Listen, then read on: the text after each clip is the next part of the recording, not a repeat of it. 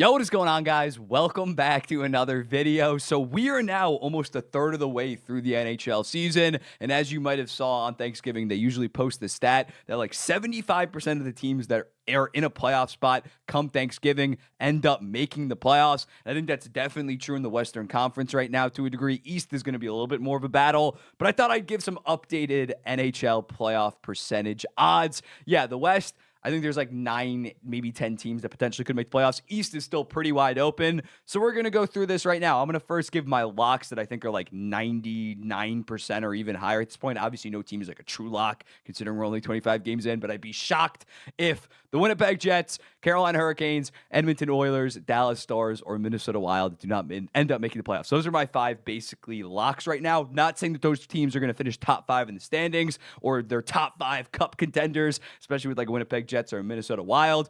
I'm just saying that they're at least going to get a wild card spot considering how good of a start they had or prior seasons, more so for the Edmonton Oilers and Dallas Stars, have safely made the playoffs. In terms of teams that I think are eliminated at this point, it's also going to be 5 teams: the San Jose Sharks, Anaheim Ducks, Chicago Blackhawks, Columbus Blue Jackets, who are playing very good right now, but I think we could agree they're probably not making the playoffs, and the Montreal Canadiens. Those teams I would say have like less than a 2% chance, and that's nothing against those teams. Those teams are rebuilding. Their futures are bright, but this season, they're not making the playoffs. They're not sniffing the playoffs. But without further ado, let's dive into it. And up first, I have my favorite Detroit Red Wings.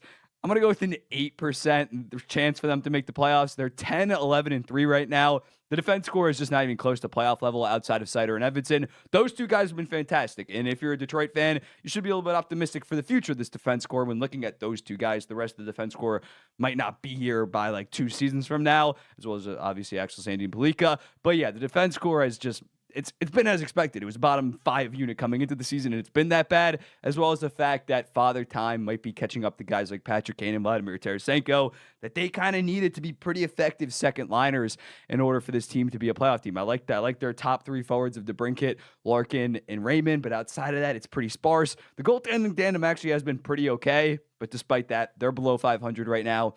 They're probably not sniffing the playoffs.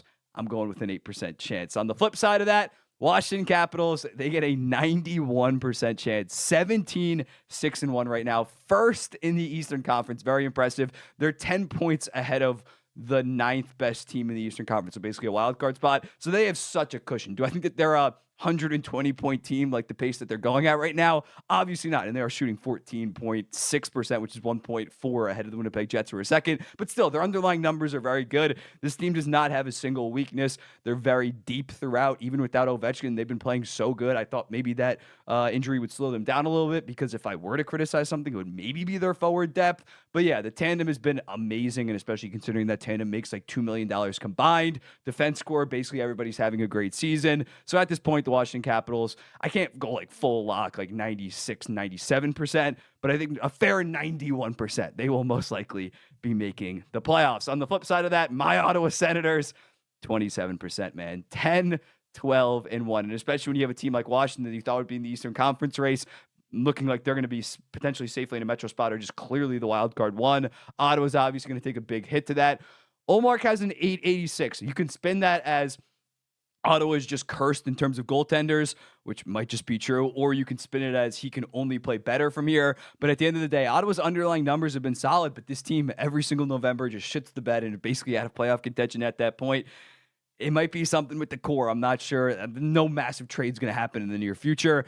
But yeah, man, Ottawa, they got to figure it out. And at this point, the odds are definitely stacked against them. Even though the East is pretty wide open. Again, the Philadelphia Flyers are in a wild card spot right now. 27% for the Ottawa Senators. The LA Kings, 81%, 14, 8, and 3 without Drew Doughty. They're not even surviving without Drew Doughty. I thought they'd be playing like 500 hockey. They're playing safe playoff hockey right now, even without Drew Doughty. So I think once you get him back in the mix, hopefully in a month or two, they should make the playoffs, especially in the Western Conference, where a team that we're about to talk about is struggling so bad. They're a pretty safe bet to make the playoffs. And that team, of course, is the Nashville Predators. I am going with 21%. They are 7, 12, and 6. Islanders level OT shootout losses. And yeah, you said after the first month you thought they're gonna lock in their veterans. They're gonna have a 5-2, 2 to 3 week stretch and get back, at least be clawing at 500. That has not happened to the point where now, in order to make the playoffs, they're going to need to replicate that like 16-game winning streak point streak that they had last season. And yeah, maybe just some of their guys are old and aging at this point. It's not looking good for the Nashville Predators. I'd still take them over some of the teams that are like teams 9 through 12 in the Western Conference, just because I have seen their guys kind of be able to flip a switch and lock in. And they also did make some big moves this offseason. But yeah, Soros has like a 9-10 and they still stink this bad. At 5-on-5, they're getting their underlying numbers at 5, but they're actually getting like caved in terms of actual goals. It has not been pretty. Maybe you fire Brunette to kind of make some kind of change, although I think he's a very good coach. I don't think you're going to find a better coach. I could definitely see them bring in like Joel Quenneville or something like that now that I say that. But yeah, at this point, 22% seems fair. Might honestly be generous considering they have been so bad. The Florida Panthers, 98%, 15-9-1. I can't quite go 99% and above. But yeah, this team's probably going to make the playoffs. I'm not going to spend too much time on that. I'm sure someone furiously typed out on their laptop or phone when they started watching this and I didn't have Florida there. They're probably going to make it. Just haven't maybe had a start like some other teams that have made them really locks to be a playoff team at this point. The Tampa Bay Lightning, I'm going to go with 75%, 12-9-2. It's really going to come down to Vasilevsky. He has been a little bit shaky in recent games. But yeah, we were going to get 2022, 2024 Vasilevsky when he had a 900 and just was average, below average in the NHL, or was he going to return to form? He has a 907 right now, which I think if he can maintain that, Jonas Johansson is so bad that he's going to have to play like 60 games. But if he can give them 907 to 910 goaltending, they probably should make the playoffs, especially again, considering some teams in the Eastern Conference, like my New York Islanders, maybe a team northeast of New York, have been struggling so much that they definitely have the inside track right now for that second wild card spot, or even an Atlantic spot. Yeah, probably the third Atlantic spot, right?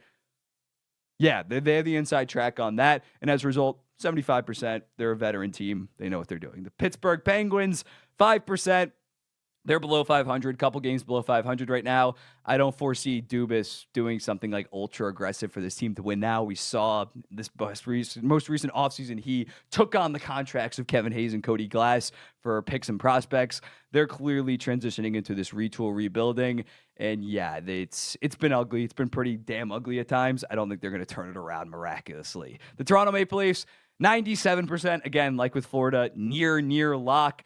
14-7-2, and they were playing really good hockey when Austin Matthews was out. The goalie tandem is out of this world right now. They have a 922 save percentage, so that's obviously not sustainable, but they do have like a top 10 tandem in the NHL. I said on the podcast in the box, I said that they were going to have a top 5 save percentage. I don't think a 922 is going to stay, but if they could go for a 914 for the entire season, that would be very impressive. Stolarz has been one of the best free agency signings in the NHL because he's a New Jersey native, because he's a stud, because of that. The Buffalo Sabres, I'll go with 29%, slightly above the Ottawa Senators, but definitely behind the 8 ball right now. They're a 500 team right now. They're going to need their big 3 in terms of skaters of Tage Thompson, Dahlin, and Alex Tuch to go nuclear for this team to have any chance, because they really don't do anything for the most part at that high of a level. So they're going to need their star players to really elevate. UPL's been solid. He's not the January to April UPL of last season, but he's been serviceable. They just don't have the experience and don't quite have the depth yet. I think maybe next season they take a step, but this year, probably not making the playoffs. The Colorado Avalanche, I'm going to go with 85%. They're 13-12 right now. They're not in a playoff spot. Calgary's in a playoff spot, but as you can imagine, I think Colorado will end up making the playoffs over Calgary. The goaltending has just been atrocious, and I don't think Scott Wedgwood is going to fix that, trading him for a Nunnin, but I think that Wedgwood will be an improvement enough where he can give them at least 900. And again, they're 13-12 despite getting I think it's 870 goaltending or something historically bad like that. They're going to make the playoffs. In terms of actually being a contender, I might need to see a bigger upgrade in net. But yeah, with the way that the West is trending, again, going back to Nashville shitting the bed, Colorado just has too much offensive talent to not end up making the playoffs. Speaking of another Western Conference team, the Utah Hockey Club, I'll go with a 12% chance. They're 10-4. They had that amazing start. They're going to have to recapture that energy, but with all of their injuries to their defense core, it's probably not going to happen. They would probably need another team to have some injuries to their level to potentially sneak in, say if the LA Kings get more injured. Again, I'm not rooting for any of this. That's the only thing I can really see happen with Utah. They maybe have the offensive firepower. Vegemelka's playing amazing. If Ingram can even just elevate his game a little bit, their goalie tandem might be good enough for them to potentially sneak in. But yeah, I just don't see it right now. And I also don't see it for the Seattle Kraken, who are 11, 13, and 1. I'm going to go with a 7% chance for them.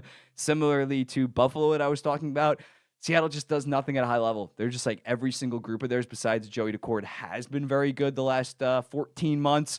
But yeah, the defense core, the top four is okay. They did just get Vince Dunn back. Maybe that can elevate them a little bit. The forward core is just a bunch of above average to good players, no true difference makers. And as a result, I think the Seattle Kraken are going to be like a 500 team for most of the season and probably miss it in the Western Conference. My New York Islanders, this might be a little bit delusional. I'm going to go with 35%. They're 9, 10, and 6. They are the overtime shootout kings. They're blowing. I know I've said this last year, and I said this at the start of this year. They're leading games in the third period. I know that it is. They're blowing those games. And I'm not even saying they have above a 50% chance. I think they're going to miss it at this point. But if they can make some tweaks, if they can actually lock the hell in at the end of the games, and they are dealing with some injuries right now, that I would pick them over the Buffalo Sabres or Ottawa Senators at this point to make the playoffs. I could definitely see Lamoriello do something and in January, some kind of big move, and then they somehow backdoor get into the playoffs and then lose in the first round to the Carolina Hurricanes in 5 games. But yeah, I'll go with what I say, 36% for the New York Rangers. New York Islanders, that seems fair. That seems fair for the Islanders that always just find a way to get a point and then somehow get backdoor and get into the playoffs. Philadelphia Flyers, 8%. This might be viewed as a hater. I don't really care. I just don't really believe in this team that much. They're 12, 10, and 3 right now. They started out horrible. I think they started like 2, 6, and 2. They've really locked in. I got to applaud him. Tortorella, especially after benching Mitch Cobb, people were like, get him out of here. They've played much, much better. Do we think that this is an actual playoff team, though?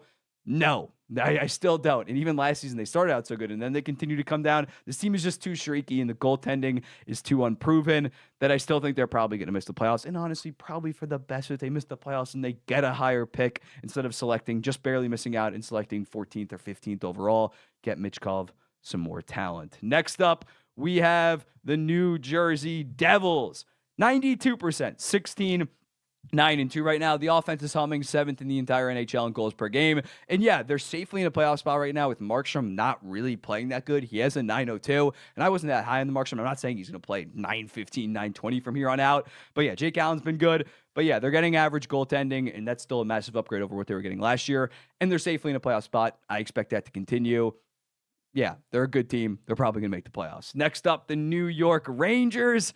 84%. They're 13, 9 and 1. They just ended a 5-game skid by beating the Montreal Canadiens, and they almost blew that game. They almost blew a third period lead. They almost pulled the New York Islanders. The goalie tandem will probably most likely get this team into the playoffs in terms of actually being a contender. I think that their just overall defensive system is just brutal right now. They are bleeding chances. But yeah, Quick and Shesterkin are still playing pretty elite hockey, and as a result, they'll make the playoffs. But there's definitely reasons to be concerned right now for the New York Rangers. The Vegas Golden Knights, 87%. They're safely in a playoff spot right now. And again, going back to it, they need Nashville, Utah, or Calgary to pass them. Or I just don't see it happening. I think Vegas is going to make the playoffs. Can't go 90, 95%. Mark Stone's got to get healthy. He's been day-to-day the past 2 weeks. He's killing my fantasy team right now. But yeah, Vegas is most likely going to make the playoffs. They'll probably do some insane shit at the deadline, and then Mark Stone will fully go on LTIR, and it'll be annoying as hell. The Calgary Flames, 6%. The insanity run that they've been on seems to maybe be coming down. They're 12, 9 and 4. Colorado is the 9 seed right now. Calgary, I believe, is the 8 or 7 seed.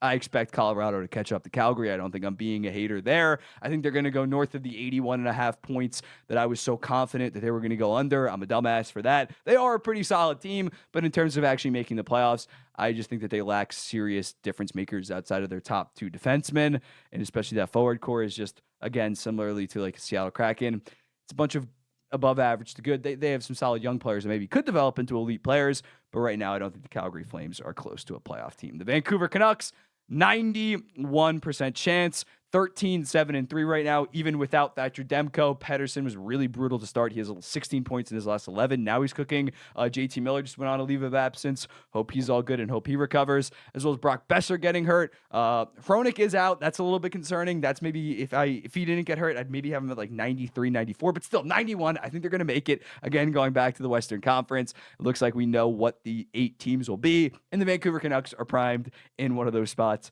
right now. St. Louis, 10%. They're 11, 12, and 2. I just think that they lack just overall talent, especially in terms of the defense core. The tandem was brutal to start. If they can get back on track to like they were last year when they both had 913s, they can maybe be scrapping around 90 points. Montgomery is an upgrade over Drew Bannister, but I think there's just still too much limitations with with the actual talent on this roster for them to again beat out a Colorado Avalanche, to beat out an Edmonton Oilers, to potentially make the playoffs. I don't see it happening. And then lastly, the Boston Bruins.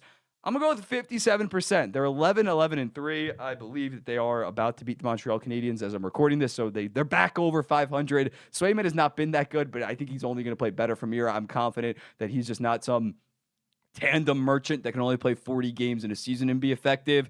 He was great last year and great in the playoffs. And I think Sweeney's going to do something ultra aggressive, considering he's definitely going to get fired if they miss the playoffs. Like, you look at some of these general managers in the Eastern Conference, I think Lou will pull the trigger. I'm not sure Kevin Adams of the Buffalo Sabres will be going all in just to make the playoffs this season, or even in Ottawa as well. Like, there's a lot of pressure on the Boston Bruins, and I think that they are primed still to get that second wild card spot, and they'll do a lot of things in order to make that happen. But yeah, let me know in the comments, what do you think about these percentages? Again, I've been sick. Sorry if I sound sick as hell right now. Hopefully I don't. But yeah, let me know in the comments, what do you think about this? Who would you move up? Who would you move down? I'll be seeing you in the next one. Peace.